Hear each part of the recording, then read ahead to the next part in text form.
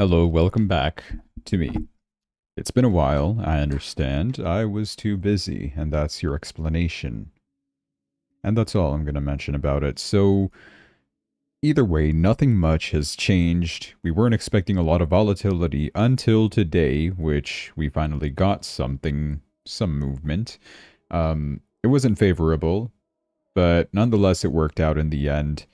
Bit of, uncertain comments coming from Jerome Powell in terms of the FOMC meeting that we just had today. We had GDP data today. We're going to get more data tomorrow, and then FOMC meeting. I just said that. Non-farm payroll data Friday, which we're going to have to wait now until September before we see another rate cut. Spoiler alert, we did not get any rate cuts. Big surprise, that's a lie. Nobody expected us to get a rate cut anyway. Bissent even said he did not expect a rate cut. So, yeah, that was all practically priced in. Wasn't a big surprise. The only thing that, would have caused any volatility is the projections for the future, what's coming up next. There were some words that were taken out of, that little pamphlet the FOMC puts out. Some change in their vocabulary, I guess, to be a little bit more cautious. They're still being, careful. They don't know the same narrative. Oh, we don't know if the tariff stuff is gonna start to bring inflation again. It's not appropriate to cut and stuff like that.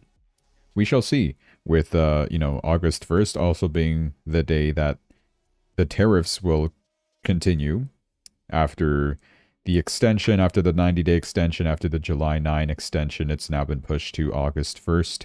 That's coming up this Friday. So tariffs will start to continue. Yeah. Cool. Great stuff. Now, in terms of Bitcoin, we're still in an uptrend, although we are a bit lateralized. I will admit it. It's been a bit boring. We haven't seen a lot of volatility. We've seen Bitcoin between 115 to 120K within that price range most of the time, 90% of the time. So it's been tough. It's been tough to trade. I personally have not touched Bitcoin. Or no, I did. I entered over... Oh my gosh. I'm making some money over here. I entered like down over here. And then I took profits when it hit 117,000, like over here. So I made like some small $100 profit on that. Other than that, no, though, like there's nothing else. Nothing too major. I actually got hit with a couple stop losses on my other main account, which it's nothing to be concerned about. Like the stop loss, it's fine. But it was a fake out in the end because we had a drop in prices, which triggered some of my stop losses. And then things just went back up to normal where they are right now. Bitcoin is at 118,300, almost 400 as we speak. So with other assets like the altcoins, we're noticing, like without even looking at the Bitcoin dominance chart, I'm sure Bitcoin dominance has climbed back up a little bit in the past couple days. And I'm about to prove myself right, or else I'll embarrass myself live on stream once again. Bitcoin dominance, indeed, it has been on slight rise after bottoming out at 60%, 60.44. We are now at 61.57%. This is because we don't know what to do next. Is alt season back or not? What's going to happen with these tariffs? What's happening with the FOMC meeting? This was stuff that people were asking beforehand. So some alts did sell off, others more significantly, but overall it was still, they're still holding high, which is good. Like you see the prices of the altcoins, Ethereum still 3,800. That's fine. Solana, one of the weaker ones. XRP maintaining above $3. That's perfectly fine as well. Sui almost nearing $4. Once again, that's perfectly fine. But, Pump had a very bad drop. Cardano also pretty significant drop. Down to 77. Once again, below 80 cents. That's unfortunate. Litecoin holding up strong. And Sonic.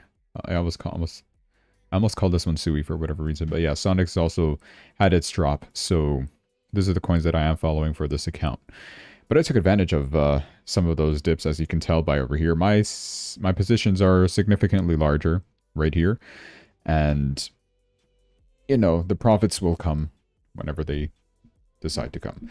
So we'll go into more detail about all of those. Yeah, this drop over here that we saw from today was because of Fed Chair Powell's comments, which I'll get into more details about it later. I think, yeah, I'll do it later. Okay. In terms of RSI, like, we're still in the 50, 52, right? 50s. So we're neither overbought nor oversold. We're just stuck in the middle kind of deal. Moving on to Ethereum.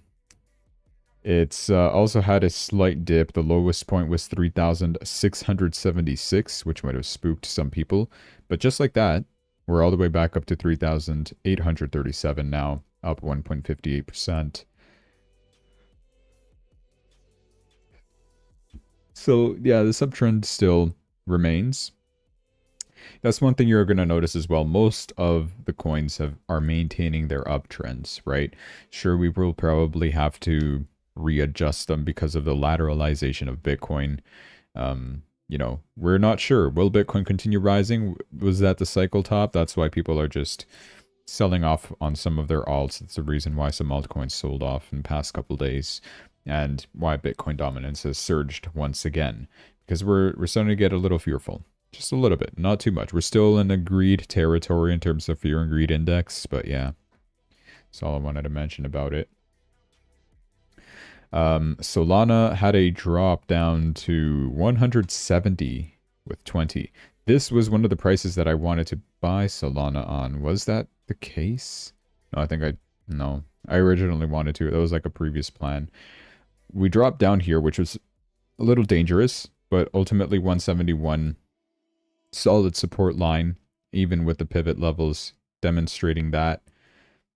And we didn't close below that, so uptrend still remains, although you'll notice that I'll admit, it is becoming a little bit weaker, so just be careful with Solana.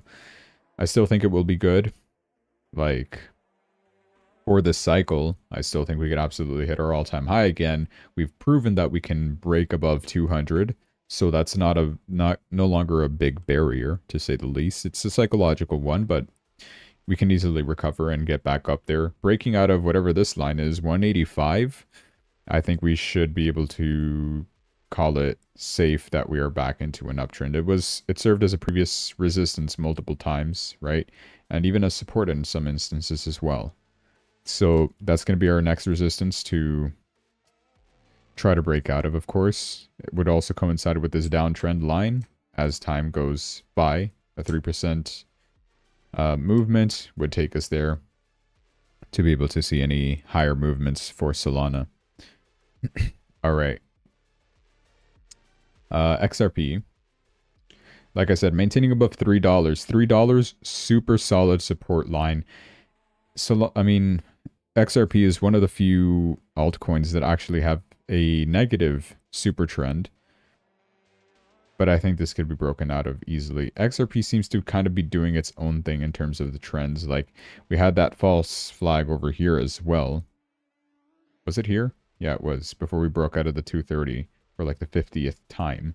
And yeah, I'm glad I didn't draw the fib extension I had way before. So I'm just drawing fib retracement instead, which would be from this line that we have over here. And 0.382 of the fib line perfectly coincides with approximately $3. Perfectly approximately, yeah. That's the terms we use in this channel. Sui kind of been doing its own thing here. I'm assuming this is short liquidations. Why did I have this drawn? Oh, just resistance. Okay. Well, highest point we did reach was July 27. I don't know when the last time I streamed was. I'm actually going to figure that out before I continue any further. Let me go to my channel, view channel. I'm live right now. Wow, 6 views. You guys are killing it. 424 subs. Yeah, I did not change at all here. This was streamed July 25. Okay, so last time I streamed was like over here. So yeah, Sui has been doing good and then dropped back down over here. It seems like we're kind of swinging our way back up, hopefully a little bit. It's telling us actually that we have a downtrend. I think this is also a false flag because Sui had a great high like momentum toward the upside, right? So I feel like that's the reason why we have a super trend, if that makes sense. Like we went up so much that the green super trend rose up a little bit, and with the small correction that we have, I say small, but realistically it's like a 16% correction. Still correction nonetheless. I fully believe we are still in an uptrend because perfectly coincided with this uptrend line, by the way. I did not have this line, this point as this level as one of my points for the uptrend, right? That's drawn from way before over here, and we dropped specifically to that level. So, you know, where's the real downtrend over here? I don't see it. Like, if we do have one, it's like really sharp, or maybe we're about to form another high that'll make that downtrend line a thing, if you know what I'm saying. Like, maybe we do something like a recovery like this, and then we start dropping. Yeah, then I would understand a downtrend line, but for the time being, I don't see that, and I'd fully believe that we're still in an uptrend here. I just closed everything. Great. What's next? Pump Fun. Well, Cardano. Let's talk about Cardano first. I'll talk about Pump Fun later because I do have positions open that I'll share. Same deal here with Cardano. Huge rise to 93 cents. That was really good. And just in recent times, we had negative super trend. Keep in mind, though, Bitcoin, it's probably the one that matters the most here. It still has a positive super trend, and we never broke it. We've bounced off of it a couple times, which is, it's a good sign because that means there's people willing to buy and not allow Bitcoin to go into a downtrend, meaning that the uptrend still prevails. Now, you're not going to see the same thing with altcoins, and that's fine. We're waiting for Bitcoin to make its next leg up first as a confirmation that yes, alt season is still in play and we can continue buying altcoins, because right now people are scared like, oh, what are these altcoins going to drop all the way to their low points once again? We sure hope not. So we're just going to pay attention to what Bitcoin does. That's what the majority of the market is thinking at this time. Most of that was due to the speculation around FOMC meeting. Hey, maybe with all this pressure with Donald Trump on Jerome Powell, maybe, the pressure is getting to him. Maybe he'll actually cut rates this time. We just got good GDP data. I'll spoil this part of the news. Trump posted this saying, second quarter GDP just out 3%, which was way better than expected. Too late, must now lower the rate. There's no inflation. Let the people buy and refinance their homes, for example. All this kind of pressure. We were thinking, hey, maybe it'll get to Jerome Powell eventually, and he'll actually cut rates. Hopefully. We'll see. But no, everything that was already priced in happened. We didn't expect a rate cut anyway. But, the data is good. So we're hoping that the next meeting, which is happening in September, that's the one that has the highest percentage chance of us getting a rate cut. And that's something that we've seen in the past couple of streams. I've always been showing that the aggregated chart of the CME FedWatch group. Let me pull this one up again one more time. I haven't checked it after the meeting, so I'm not sure if anything has changed. I accepted cookies and I don't see them.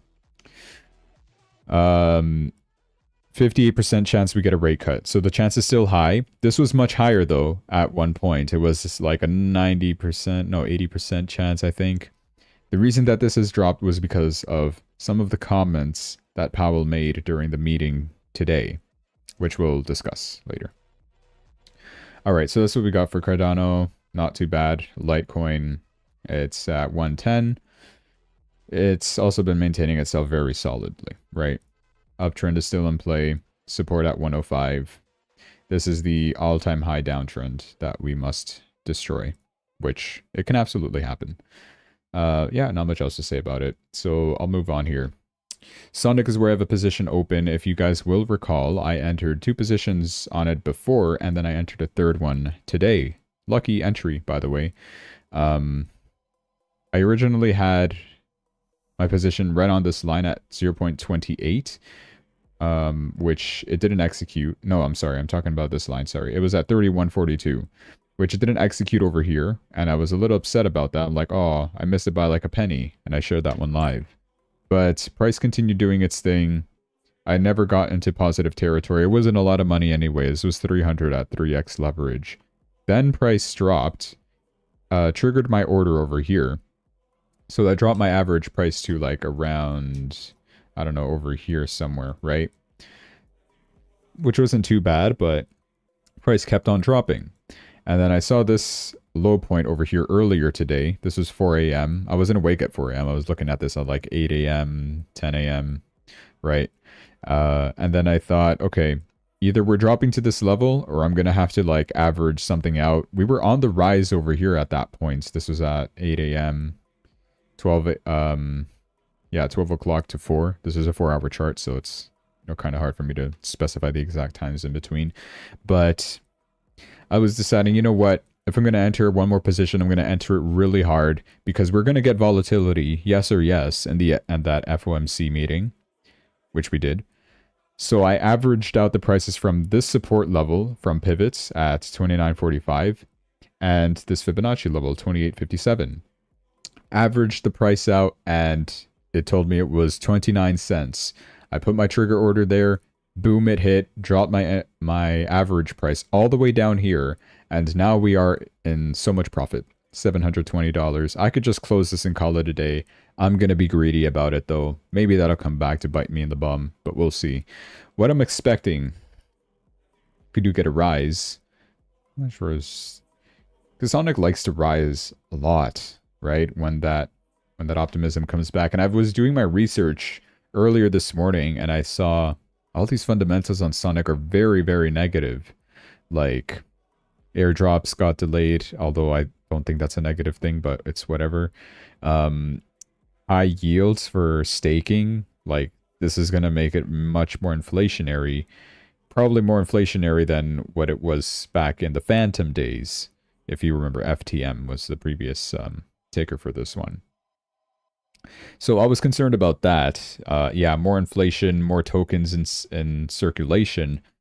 You know, that previous market cap that was there before, it's probably not going to boost it up to the prices that it once hit before as Phantom. Like it hit $1.20 in the 2024 highs. I remember that, like in March, April, around that time. It's impossible to see the Phantom charts anymore. I don't know if I could find it any on TradingView, FTM. Okay, USDT. Just some random. Okay, what? Yeah, this is not real, is it? Oh, what is this? What am I looking at? I just moved this by accident. Oh, okay. 2024 December, and then yeah. Phantom flat lines over here because this is when they migrate over to Sonic. Although I really dislike this chart, but you kind of cool. You kind of get the idea. I don't think Phantom hit 158. This is a lie. Let me get another one. Really, you can't find it anywhere anymore. Spot. Yeah, sure. This will have to do. November 2024, 10 cents. That is a lie. No, this is also fake. Whatever. Yeah, that's what I'm saying. Like, I can't find the previous Phantom charts anymore. It's impossible. But it is what it is. We stick with Sonic now. I still think it's a good project. Like, and I compare it to something like Ethereum or Solana or Sui, which are all in the same playing field, although others more popular than the rest, right? Ethereum being the most popular, Solana getting up there, Sui, of course, the rebel alternative, and then you got something like Sonic that's 400,000 transactions per second, way better than literally all of those combined, and nobody's using it. So I'm like, okay, what exactly is going on here? But I was just doing other research on tokenomics. It didn't seem too good, and I actually like, should I even do this anymore? Like, once this gets to the minimum time I'm in positive territory, I'll take profits. I don't know. Should I just do it now? So what I was thinking, based off price action, is looking at the super trend line at 34.78. What is this one specifically looking at? Nothing in particular, really, unless we are meeting with a resistance right now. No, not really. We're kind of breaking out of that, and I wouldn't count that. Okay, so what I'm expecting is like a rise to this area, right? So what I'm going to do, same thing that I did with averages, is I'll calculate the average, 0.3478 plus whatever this fib line, 0.3343. That's divided by 2, it's 34,105. That should be like right over here. Which I think is fair enough, right? We've hit these levels before, multiple times. Easy take profit target for me. I'll hit that and I'm out kind of deal. I'm putting this here. That'll make me 1,149. I'll take it. So there's my take profit for Sonic. Moving on. Phantom. I mean, not Phantom. Pump Fun. So I miss Phantom. Phantom, man. Used to cost $3. Used to cost $4, I think, at one point. Used to cost $1.20. That just should indicate, like, 2021, this was costing $3. 2024, this is costing $1. That just shows you the impact of inflation on a coin. Like, the market cap will come back, but it'll never surge the price as much as it was before because there's much more supply out there. So I wouldn't get your hopes up to get Sonic all the way up there. I mean, it certainly can. Put enough market cap into anything and it'll go up. But no, I don't know. I'm really close to actually not being negative anymore on Pump Fun. Pump Fun made me suffer quite a bit as well. The lawsuits happening because of crypto gambling casino. What is it? Let's Bonk? I think it's this other meme coin launch pad thing, which is stealing Pump Fun's thunder.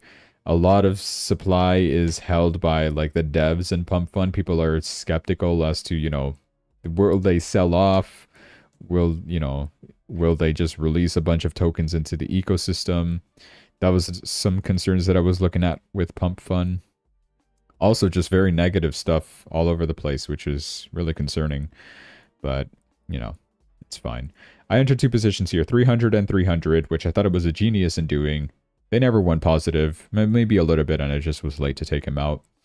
But now I'm going to be back here with revenge because price dropped a lot more. I bought it once again over here. Why did I choose this level? Where did I buy this at? 0.2561.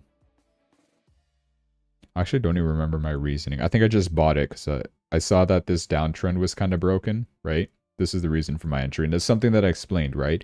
I wasn't going to buy again until the downtrend gets broken on Pump Fun. And it kind of did. It started lateralizing here for a while. So I'm like, hey, maybe we've bottomed out. Maybe that is the bottom. It wasn't. But I still decided to buy. We made a little new bottom, but we've kind of recovered from there. And I'm about to be positive again. Will Pump Fun reach all the way up here or even its ICO price? Absolutely not. I don't think it will. Not at least in recent times. It does have a max supply, which is good. But whether a token has max supply or not, the rate at which it gets released, it's, you know, the same thing as the inflation on the token, right? More will be added to the supply. And meme coins, I don't know. There was a big sell-off on meme coins earlier today in the morning. But when meme coins do get hot again, revenue for Pump Fun will spike up again. Revenue has been at all-time lows, I think, for Pump Fun ever since it released last year. Like the company was created, not the token. Token was released like last month. July 10. Well, earlier this month. So yeah, like I was saying, I don't think it's going to rise all the way back up to these prices. But maybe this is a little too greedy. 2,700, is it? What if I averaged out over here? I could probably change this average over here. But I do think we have bottomed out. Like, I'll admit that. If Bitcoin will continue higher, like it makes the next leg up to 120K, yeah, Pump Fun will see better days. So that's what I'm hopeful for. There we go. I've set my take profits here anyway, just in case. Like, you never know. Something like that might just happen, and then it immediately just corrects. Things happen, right? The only bad thing is, you know, the prolongation of the lawsuit that, oh, this is an online gambling casino, and They're doing the same thing with other Solana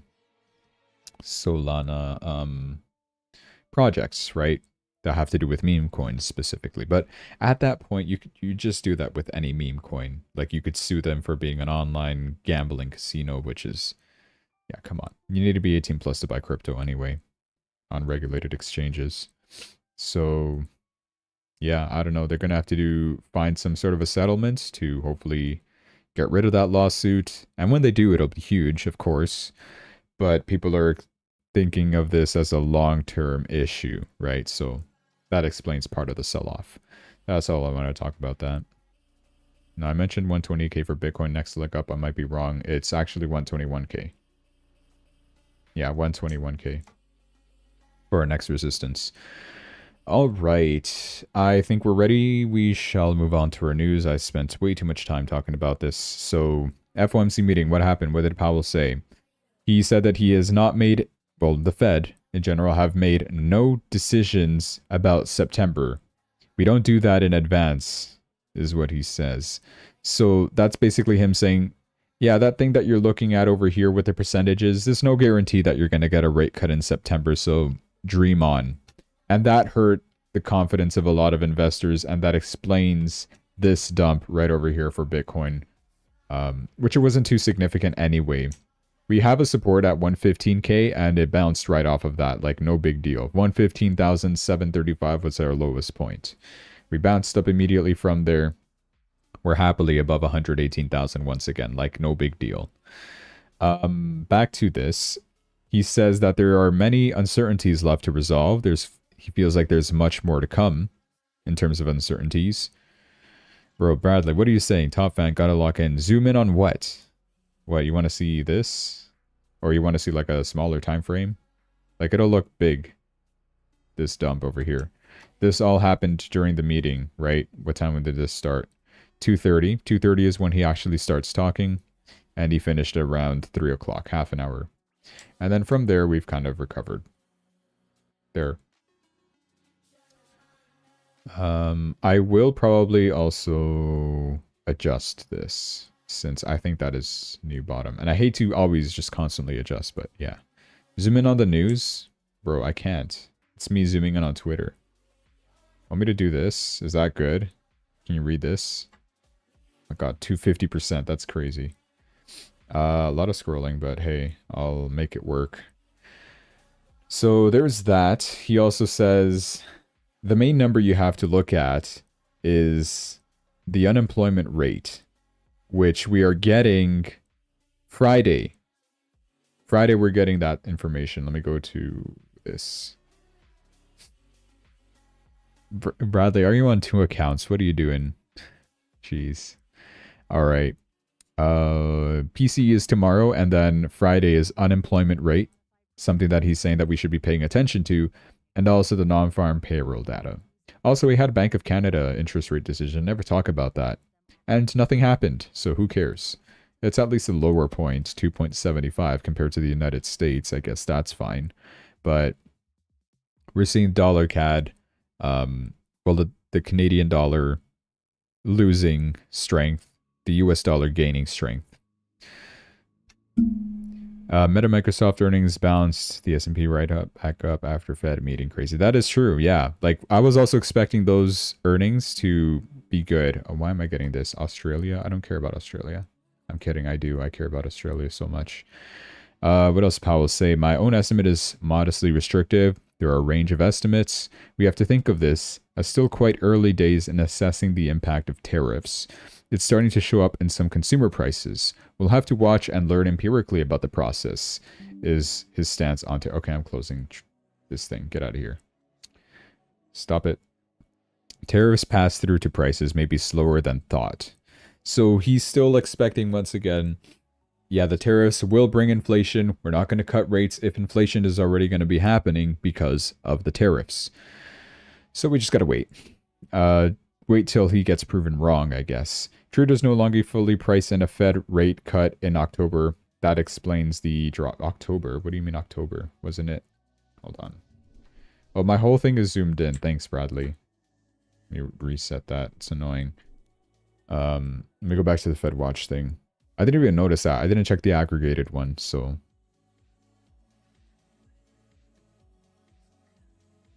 Wasn't it something as well like Bank of America, I think, was expecting 0% chance of any rate cuts this year, which is an absolute lie. Like, we have the Fed projections giving us 2 rate cuts for this year, but we're getting new projections in September. That's why that meeting will also be important. Is this just not going to load anymore? Where do I even go from here? You know what? Forget it. I'll check it later. So we no longer fully price that in. What we see now is very beginning of tariff inflation, is what Powell says. Really hard to say if data to be clear by next meeting. We're trying to get the timing right. Well, you're too late, Powell. That's what Trump would say. So less than 50% chance of September rate cut. The percentages kind of come back up. I still believe, yeah, we will probably get a September rate cut. It's something that we've always been projecting anyway, and 2 rate cuts, sure, that'll happen in September, not in October, and yes, in December. That's the 2 rate cuts. But we'll know for sure by September, so I think even September's meeting will be much more important than what we just saw today, right? Because it's the deciding point. Right now, we're at a 50-50, right? Will we actually cut? Will we not cut? I'm leaning towards the 50% chance that we do get a cut. It's just me being hopeful, though. All right. Of course, Trump's last comments on it is, yeah, he's leaving very soon. I'll miss Powell anyway, because his term ends May 2026. I also wanted to talk about this. This is something I remember covering on my previous stream a couple days ago. I know, right? The whole conflict on Cambodia and Thailand. Just these 2 countries, I don't know, fighting for no reason is what it seemed like to me. I shared some war footage, which was pretty interesting. Trump, while he was in Scotland, actually, spoke to both prime ministers or presidents to try to arrange a ceasefire deal, which, spoiler alert, he did. He spoke with Prime Minister of Cambodia relative to stopping the war in Thailand, and he is also going to call the acting Prime Minister of Thailand. They're both prime ministers, okay, to request a ceasefire and end the war, which is currently raging. And he's also flexing the India-Pakistan, how he was able to take care of that. And he also spoke with the Prime Minister of Thailand and agreed that, yeah, we should have peace. He's going to relay that message back to the Prime Minister of Cambodia after speaking to both parties. It seems like peace would be natural. We'll soon see, and then it ultimately did happen. He's pleased to announce that after the involvement of Trump, both countries have reached a ceasefire and peace. Congratulations to all. By ending this war, we've saved thousands of lives. He's instructed his trade team to restart negotiations on trade. Oh, so he used trade to his advantage. Wow. Art of the deal. 5D chess. All right. I'm not glazing. I'm just, it's pretty funny. Now, while he was there, of course, he also spoke with Mrs. von der Leyen, Commissioner of the European Union, and he actually managed to reach a trade deal with the European Union, which is surprisingly really good for the United States. Also something I could not cover in the past couple days. It seems like it's old news by now, but here's what the deal includes. An agreement to open up trade at 0% tariff. The European Union will buy up to $750 billion of U.S. energy. I'm pretty sure that caused U.S. energy stocks to rise. That's at least what I thought. That happened on a Sunday. So I'm like, yeah, we'll see Monday if things rose. I don't know which exact energy stocks to check, though, because I don't really invest in it. The European Union was to purchase vast amounts of U.S. automobiles. That was also good for companies like Ford. And, testing my knowledge here on cars. I don't like cars. Bradley, what's another American car company? Porsche, maybe? No, that's probably German. I don't know. They reduced the tariffs on automobiles to 15%. Trump's calling this the biggest deal we've ever reached. The European Union is also going to be investing $600 billion in the United States as part of the deal.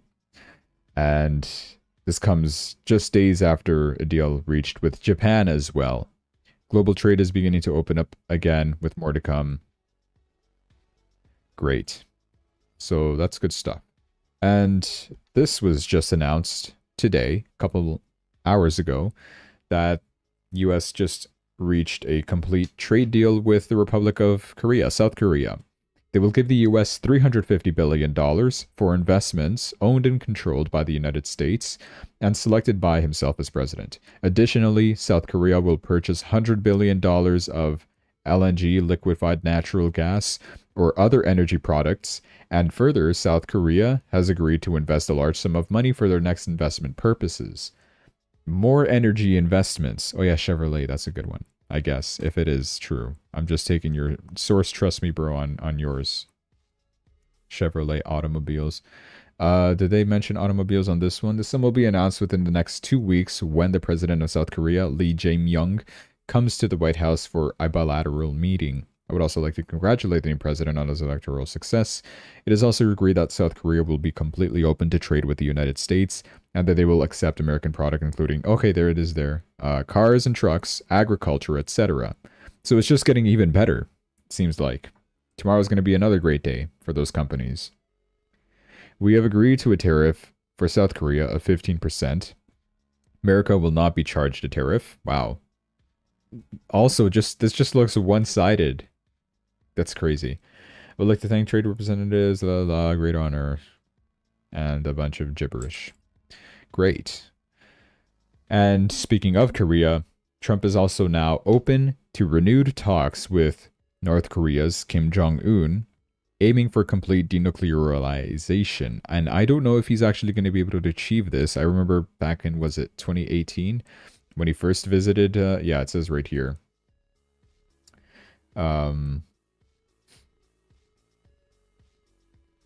Yeah. Like he was one of the few presidents, if not the only president, who actually visited North Korean president at some point. And maybe he's going to go back to visiting him. It'd be pretty good. Yeah, and nukes. We'd prefer nobody has nukes, but then who has the real power then? I don't know.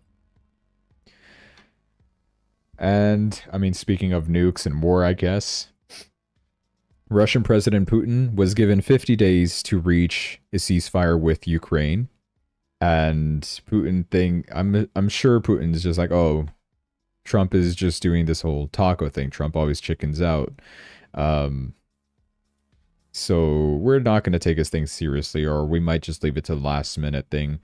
We're just going to keep bombing Ukraine and we'll keep this war going because ultimately Trump is just all talk and all bark and no bite. Well, Trump, of course, outraged by this, saying that he's disappointed in Russian President Putin and he's reducing the 50 days that he gave him. I think he actually said he's going to give him like 10 to 12 days to actually get something resolved. Am I going to talk about the tsunami? I know it happened, but I think it's irrelevant to the markets, personally. The tsunami thing, Bradley. I mean, from what I recall, it's just an earthquake. Now, speaking of Russia, an earthquake that happened in Russia and is spreading across the entire Pacific Ocean to Hawaii and to, what was it, California? I think even John talked about it. Our friend JD. Yeah, so it's not going to impact the markets in any way, unless it like destroys a Tesla business and then Tesla stock drops or something stupid like that. But I don't think it's going to happen. So this reduction as well of the what do you call this? Like you got 50 days to reach a peace deal. Now it's 10 days. So that should hopefully add more pressure on Putin and make him say, oh, okay, well, I guess Trump is being serious. I guess I better start negotiating. Otherwise, we're gonna have another Iran situation. I don't think it's gonna happen. Yeah, the Trump 10 days thing is gonna mess up the markets. There's a lot of volatility to be expected coming up soon, with the tariff stuff going into effect August 1st. The economic data we're getting tomorrow and day after. And then within 10 days, so by next week, we'll also have that, you know, your 10 days are up if Putin doesn't agree. Yeah, it's going to happen. I don't know what other economic data we're getting next week, if that's just going to add on to the volatility. Friday, Monday, nothing. Tuesday, Nothing. Wednesday, nothing. Thursday, nothing. Friday, that's Canada. No, nothing's happening next week. So I guess the only thing next week that we're really going to have to pay attention to is what countries retaliate to the tariffs and what Putin decides to do with this whole Ukraine situation if he is able to reach a ceasefire deal with them. We'll see. There's also more tariffs coming on, and this is the pressure that Trump is adding to Putin indirectly, and people criticize this because he's like, this is like Trump backstabbing the countries that he's already reached trade deals with, one of them being India, and it has to do with this. He's saying that, remember, while India is our friend, we have, over the years, done relatively little business with them because their tariffs are far too high, among the highest in the world, and they have the most strenuous and obnoxious non-monetary trade barriers of any country. Also, they have always bought a vast majority of their military equipment from Russia, and they are Russia's largest buyer of energy, along with China, at a time when everyone wants Russia to stop the killing in Ukraine. All things not good. India will therefore be paying, this is when the caps lock kicks in, India will therefore be paying a tariff of 25% plus a penalty for the above, starting on August 1st. Thank you for your attention, Matter MAGA. Okay. So this is the way to pressure Putin on ending the war, because Trump is now attacking Russia's biggest client, I guess, right? Your biggest buyer of energy is now going to get tariffed by the United States. And I mean, they already made a trade deal. They're supposed to be trading with the United States. And yeah, that will eventually affect the market. You are right. So for next week, I mean, not even for next week. This is coming up Friday. I don't know what I'm really saying. This is the kind of stuff that makes me think like, okay, can we really continue higher? Or are we just going to go staggering for a while longer? Because we know how impactful tariffs can be. We have a lot of Wall Street invested in the crypto market. And unfortunately, yeah, they do drive some prices. So yeah, that is my plan for now. I have a lot of cash on hand. If we do get a dip in August, I'm absolutely buying. Because I know it's going to be temporary. You know, it's a way to pressure Russia into a ceasefire deal. Once that ceasefire is achieved, everything will go back up again. The tariffs on India will be removed. Other countries that will be suffering from tariffs will rush to start making some trade deals, right? Not most countries, but some we've already seen, right? South Korea, Europe, UK, Japan. What other country? I forget. You get the point though. Like, lots of countries are starting to make trade deals again.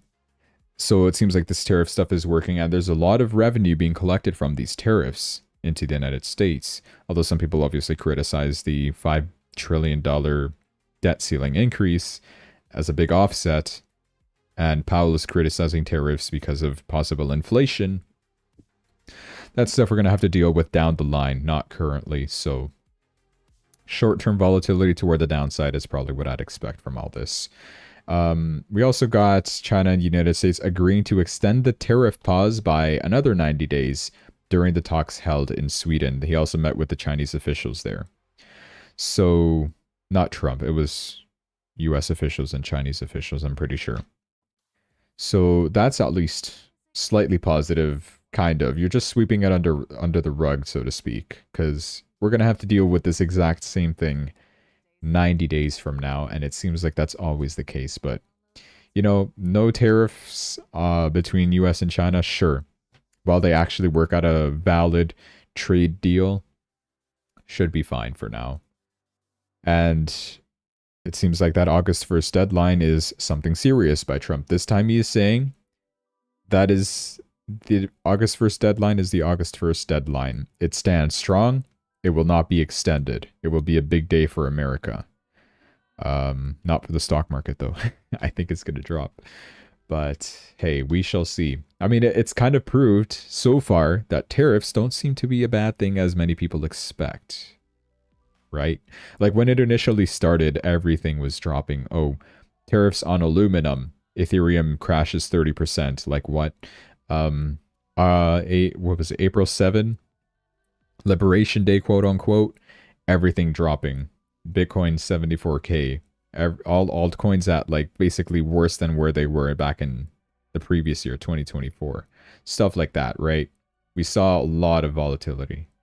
So yeah, that's true as well. Like he will have to stick with this August 1st thing because the taco narrative will come back. Oh, Trump always chickens out.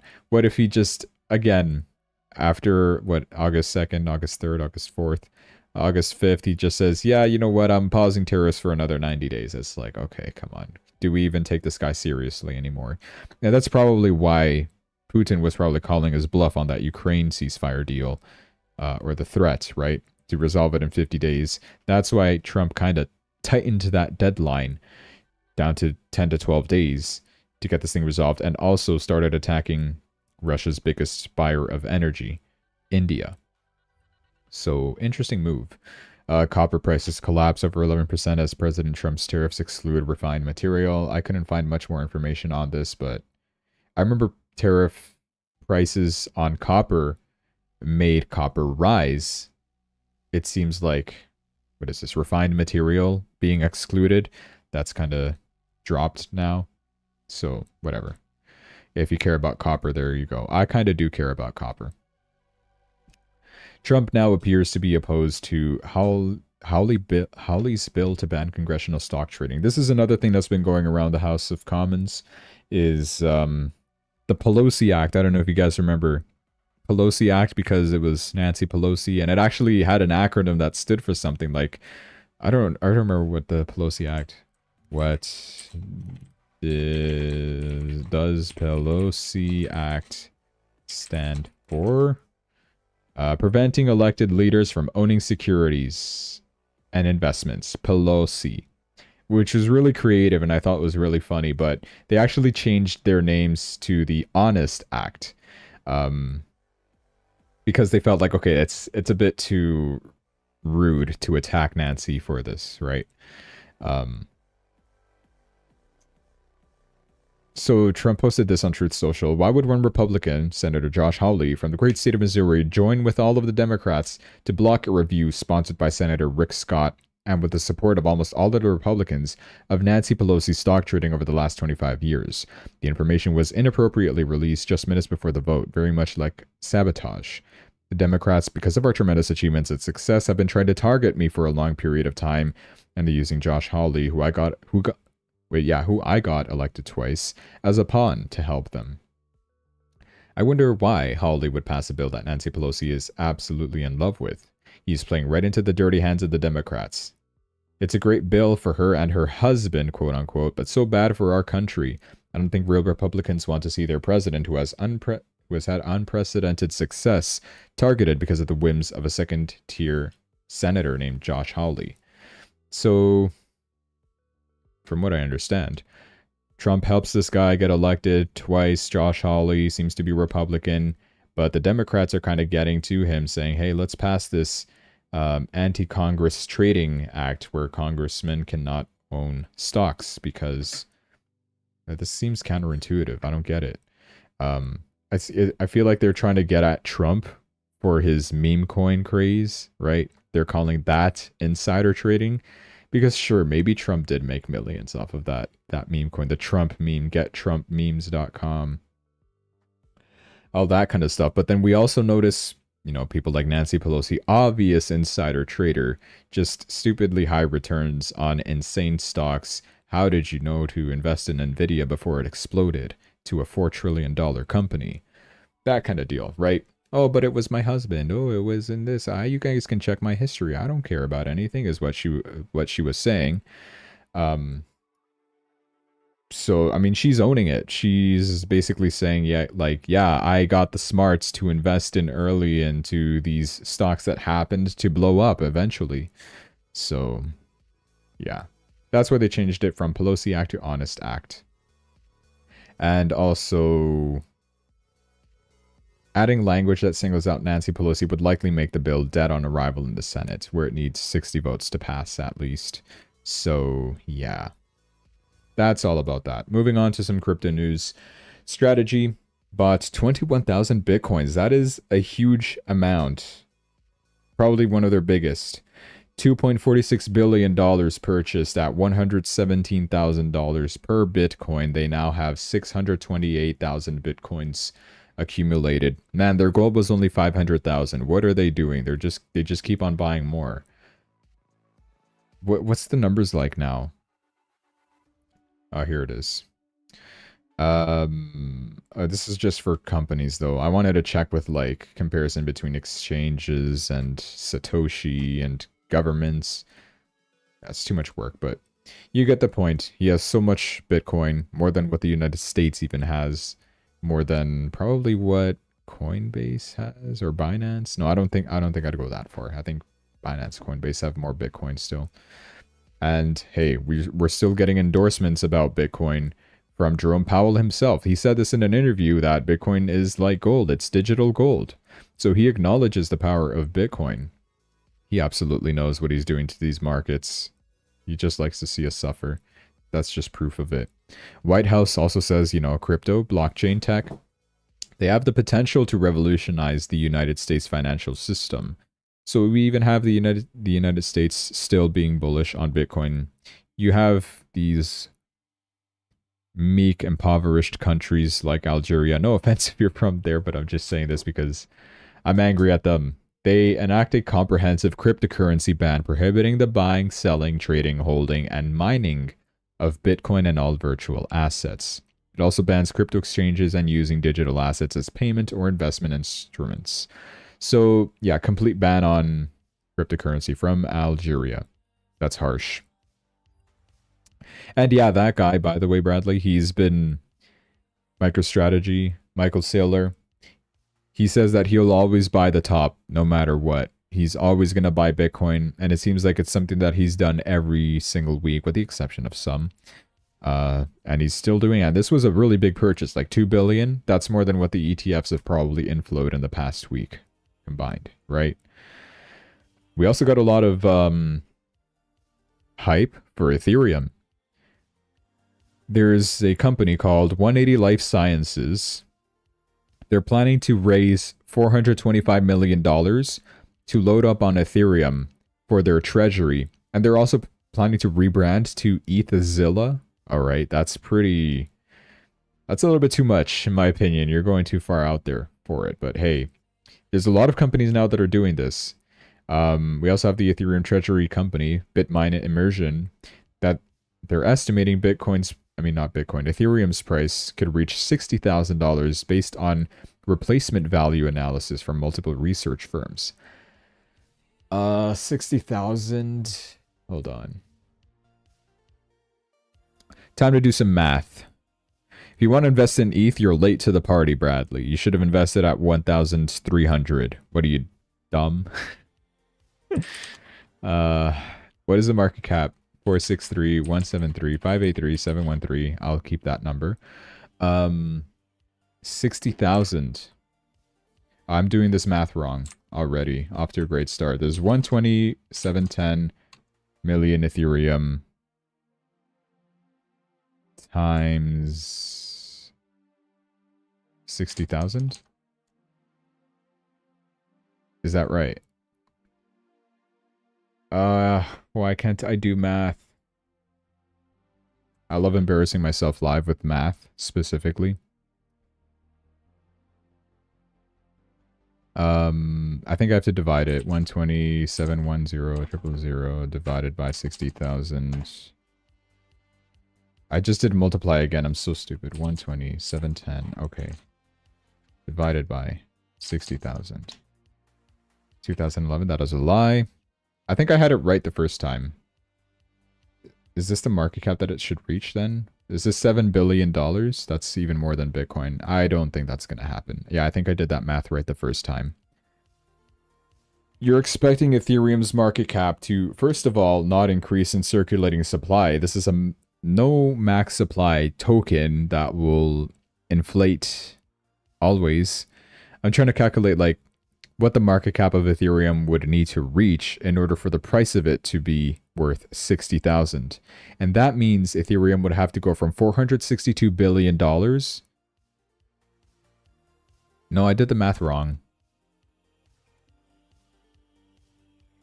And I don't have history anymore. Cool. Okay. No, I did the math absolutely wrong. No, I think I did it right. No, I did it wrong. Why is math so hard? Because ideally how this works is 462,939,267,519 divided by 120,710,000. That is the current price of Ethereum, 3,835. That's how you calculate it. So how would I calculate if Ethereum costs $60,000? Oh, I just multiply by the... Okay, I got it. 60,000 times the... Yeah, I did this the first time. Am I wrong? Is this 7 trillion then? Hold on. Hundreds, thousands, million, billion. It is 7 trillion. Okay. Yeah, so I was right. I was right. This is the math. Sorry for the complications. I got it right the first time. I was just overthinking. So it is 7 trillion. Ethereum's market cap would have to reach 7 trillion, which is 3 times more than the market cap of Bitcoin, which is, well, I mean, the current market cap of Bitcoin. That is not really that possible. So I would take all that with a grain of salt. But hey, maybe who knows, right? I mean, 7 trillion. No, that's still a lot. You're expecting Ethereum to be worth more than Nvidia. Maybe when Bitcoin hits a 20 trillion market cap, it surpasses gold. Then you can maybe expect something like Ethereum to be around there. But I'd expect maybe XRP to take that spot, not Ethereum. But still, there's a lot of companies that are willing to buy it. BTCS Inc. They filed a $2 billion shelf registration and may use parts of the proceeds to purchase Ethereum. There's also this interesting move by the Securities Exchange Commission. They're officially allowing crypto ETFs to create and redeem shares using Bitcoin and Ethereum directly instead of cash. You can now just change your... I don't know why you'd want to do this, but maybe there's a point to it. Change Ethereum or Bitcoin directly into a share in an ETF, right? I don't know why you'd want to do that, but they're allowing that to happen. The Securities Exchange Commission is also acknowledging BlackRock filing to allow staking for their spot Ethereum ETF. This is another thing that we're hoping for Ethereum. Could be good, could be bad. Staking will just, cause more inflation in the token. They already have a Solana ETF with staking. That's only one though. It's only Rex. I'll talk more about Solana ETFs in a second, but this is something that we wanted for Ethereum ETFs. The difference between a Bitcoin and Ethereum ETF. Bitcoin, you get it for growth. Ethereum, you get it for wealth preservation because you get the staking on it. But the staking is not available. So that's what all these companies are pushing for is we want staking on our Ethereum spot ETFs, which may come soon. The SEC has just constantly been delaying stuff, so we shall see. 21 shares filing for an updated version of their spot Solana ETF. That's good. More Solana ETFs, more volume into the market. And also Invesco Galaxy are filing for a Solana ETF with CBOE. That's good. We need that. Coinbase is partnered with Chase Bank. You could use Chase credit cards on Coinbase. You could redeem rewards points for USDC and directly link Chase accounts to Coinbase. That's good. Easy way to bridge stuff. And my last topic for today is Elon Musk saying that Samsung's giant new Texas fab will be dedicated to making Tesla's next generation AI6 chip. The strategic importance of this is hard to overstate. So Samsung, my beautiful telephone, currently makes AI4 chips. Taiwan Semiconductors will make AI5, which have just finished their design, initially in Taiwan and then in Arizona. But the Samsung Texas Tesla thing, they're going to create AI6 chips, which I'm assuming obviously is going to be more powerful. That should do some good for Tesla, although Tesla stock has been kind of struggling. Great. So yeah, that's all I really have to talk about for today. Volatility index, really good, by the way, if you don't have buy, because it's at a really good price range. Don't go all in, of course, like DCA. But yeah, that's my daily financial advice to you. Should I just take profits on Sonic? That's $800. Bradley, tell me. Give me financial advice. Actually, no, this is so close to hitting my take profit. Will it just stop there? I feel like it might. I feel like that might have been the top. I'm closing the position. $869, I think that was. Absolutely worth it. $847. I got scammed. I lost $20 in the process. No. Yeah, $20. It is what it is. Yeah, I feel like closing it there is better. Take, lose, stop, bro, what are you saying? Okay. It's fine, I already took profits. Pump fun. What am I doing with this? Can it reach that? Probably not. I could draw fib resistance levels. Although it's going to be super distant. Like, it's probably going to reach this pivot level. Watch. My years in crypto trading will determine that. Yeah. What did I tell you? Actually, I was wrong. No, I was right. I'm looking at the wrong lines. Okay. Yeah, clear resistance around over here is 0.33 for pump fun. I'll see what I do. How much money will that make me? Probably a lot. Maybe another 800. Let me modify this. 0.033. What would that number give? Wow, 1,000.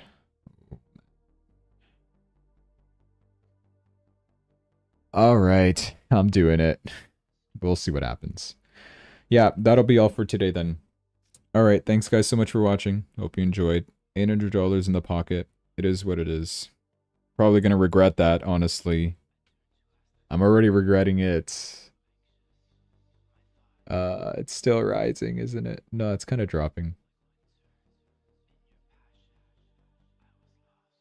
Okay, I'm out of Sonic. I heard bad fundamentals on it, so whatever. I'm out. Okay. There we go. I'm happy with it. I'm happy with it. Okay. There we go. Thanks for watching. Okay, have a good night. Bye. Bye.